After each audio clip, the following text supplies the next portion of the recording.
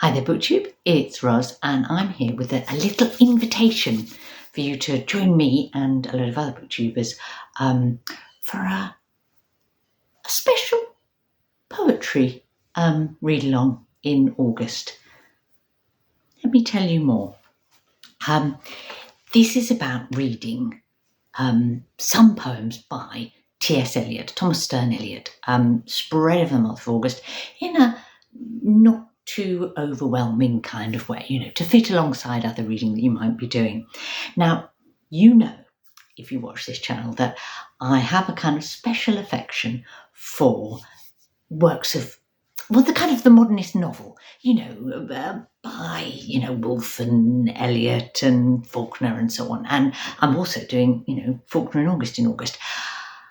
What you probably don't know is that my first sort of introduction to the world of modernist literature was not through any of those, but was through the poetry of T.S. Eliot, when I was a kind of slightly startled but rather excited young English literature student, age 16, 17, doing my A-levels, and I was introduced to the collected works of T.S. Eliot and was just, it was like my head exploded, but in a good way. And Eliot is one of those writers, I think, that lots of people have heard of, most readers have heard of maybe, but not so many people have read. If I hadn't read him, age 16, 17 at school with a lovely English teacher to sort of carry me along, I might never have visited Eliot, or I might have come to it now in a slightly unsure way and without the benefit of, a helpful English teacher. But whether you love Eliot and maybe read him all the time and want to share that, or read him years ago and would like to revisit him and would like to be carried along to do that, or you've never read Eliot and you've always sort of vaguely thought you ought to have done, or that it would be a nice idea, but you haven't felt like you could attempt that on your own, this August is your opportunity, because Thomas of Art and Lit Matters is kind of leading a friendly, welcoming group of booktubers and commenters who are reading, say, bits of Eliot all through August. And it's an opportunity to, have others hold your hand if you're dipping in the water for the first time, or as I say, share the joy if you're an Eliot fan.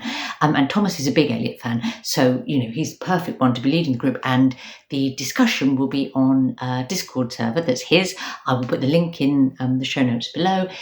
If you haven't used Discord before, it's free. You can have it on your phone or a PC or laptop, tablet, whatever, and it initially looks odd, and then you realise it's really easy to use, and it's ideal for this sort of discussion where scope for lots of people to join in, and there will be lots of people because there's a number of sort of booktubers who are co-hosts, and I'll list them in the description below with all their channel names, but also a load of other people taking part already that have already joined the Discord group, because I'm a bit late with my announcement because I was away last weekend.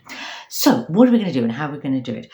Well, we're going to start by sort of easing ourselves in week 1 of August with the love song of J. Alfred Prufrock. Now, this is one of Eliot's earlier poems. It's from 1915. It's only short, five pages of glory to get you going and give you a flavour. And if that's the only bit you do, you'll still have read some Eliot and got a taste. We might, if we choose, some of us read a few more of his sort of earlier works at the same time. But the focus is reading Prufrock, and what an interesting and unusual poem that is, as you will find if you join us.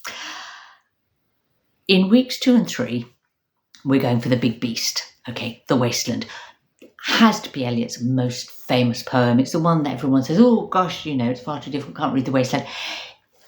I read it happily, age 16. This copy here has my was the one I had at the time. It's got my little annotations all the way through it. Look, there you can see little young Rose's scribblings. It is dense. It is dark. is also very beautiful. It's full of allusions and references, and being in a group will help you kind of pick up on those. You're probably going to have to read it twice, go back and reread bits as you read it, but that's okay because it's only 35 pages, so completely doable and a poetry reading experience unlike any other, I would say.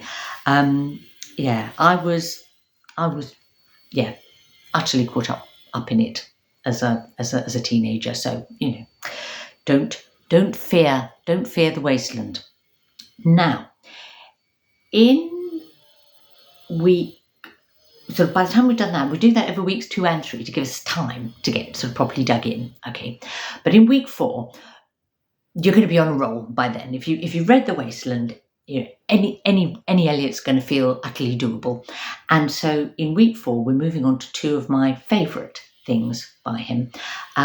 One of which is 4 of his later poems that are called the 4 Quartets. So The Wasteland was from 1922. Yeah, these are from 1943, when they were written between 37 and 43, something like that. Although this looks like a chunky little book, again they're only 30 odd pages. So this is what you're not taking on some enormous sort of workload, shall we say? And the 4 Quartets are some of Eliot's most kind of thoughtful, reflective, really beautiful poems. The language is amazing. There are lines in the 4 Quartets which, once you've read them, will stay in your head forever. And it's a wonderful experience, and I'd say not to be missed. Also, in week 4, we're going to have a bit of light relief. And you could just dip in for this if that's what you want. And that's to read this. And this is Old Possum's Book of Practical Cats, which is a lovely series of poems about cats. Yes, it's Eliot's more humorous, light-hearted side, and he wrote these poems in letters to his godchildren, and because he loved cats. And if you're a cat lover, they are very catty. They really get the essence of cat, but they're also utterly charming and kind of, I guess, also saying something about human nature. And if you were wondering, yes, this is the book that the musical Cats was based on. I've never seen the musical Cats, but I was brought up on these. And if you have never met McCafferty the Mystery Cat or Skimbleshanks the Railway Cat, I promise you are in for a treat. So do consider joining us for some or all of this Eliot read-along. And as I say, I'll put the link below to join the Discord group and be part of the gang.